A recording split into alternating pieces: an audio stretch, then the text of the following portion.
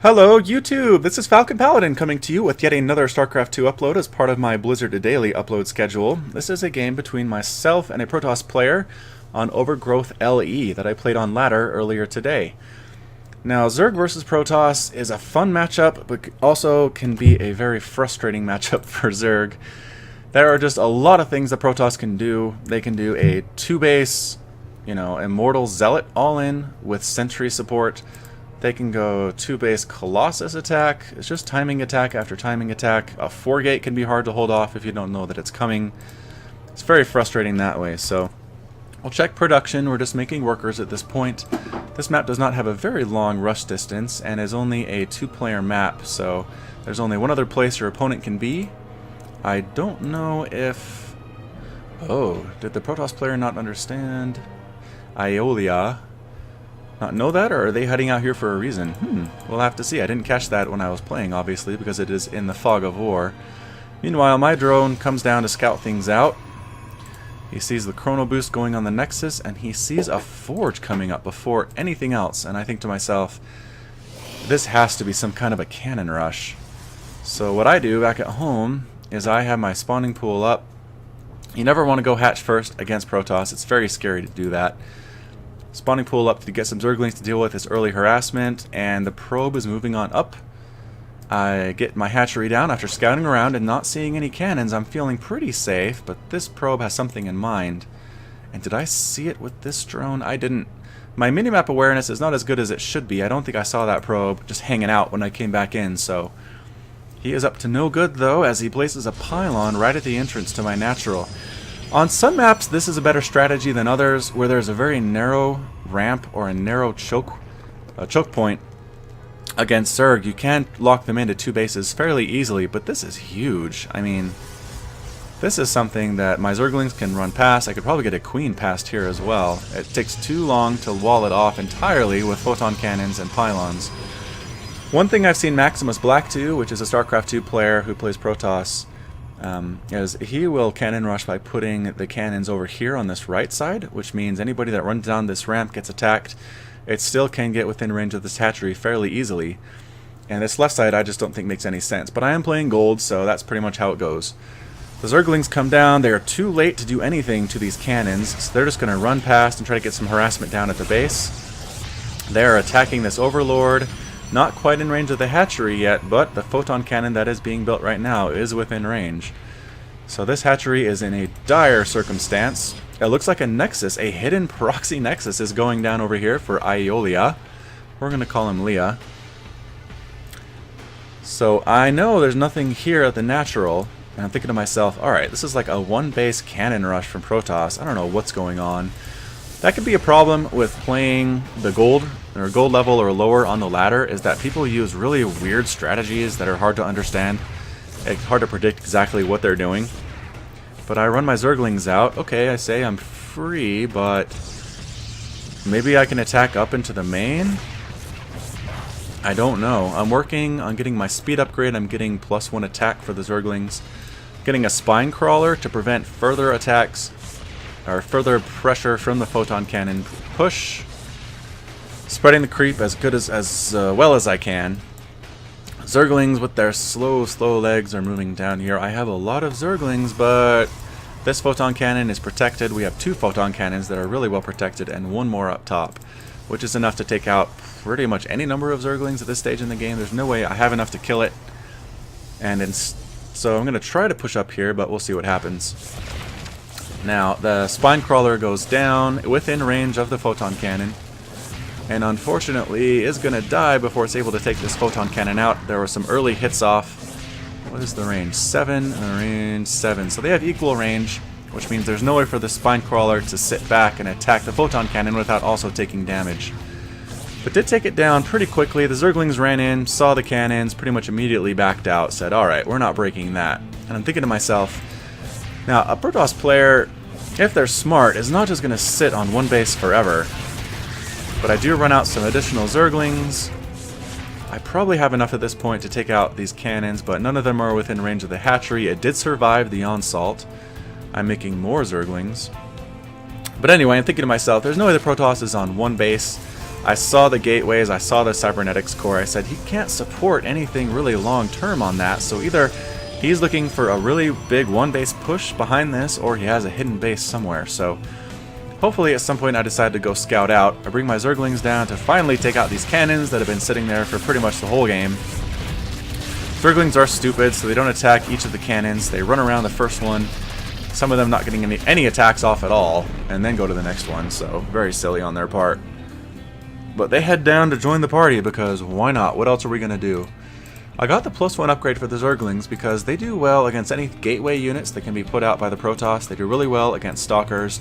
Zealots still do super good against Zerglings, but if the Zerglings have the +1, at least they can hold their own a little bit better. I don't see any upgrades going down on the Forge for the Protoss player. Getting their robotics facility down. Another pylon upgrading Warp Gate research. Now I finally start to scout around and I'm looking for proxy pylons. That would be really dangerous.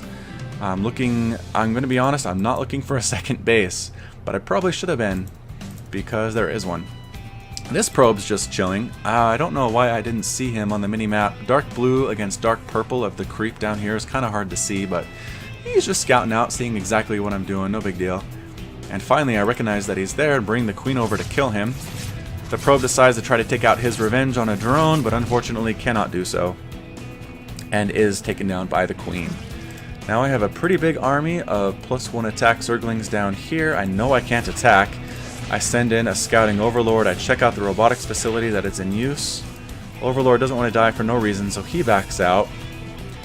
My Zerglings are still scouting around, looking, not finding anything at all. I think this is the one. Yes. Finally, one of my scouting Zerglings comes down and sees this fully saturated second base from the Protoss, and I think to myself, holy smokes, this is not good. We're basically 2 base to 2 base at this point, which is very dangerous. For the Zerg, I quickly take a 3rd base and respond by rushing all of my Zerglings over to take out this expansion. Warp Gate research is not complete yet, so the Protoss can't warp in some responding zealots. He can just walk over slowly with his gateway army. I do have a scouting Overlord up here, which is a good spot to scout out that natural. I try to kill as many workers as I can, get a whole bunch of them there. These Zerglings come up to their deaths as they try to run through the zealots, which is not super smart, but the remaining Zerglings are enough to kill this Nexus. And I think to myself, I don't really want to engage here, there are just too many, but I choose to anyway. I take out a zealot, another zealot.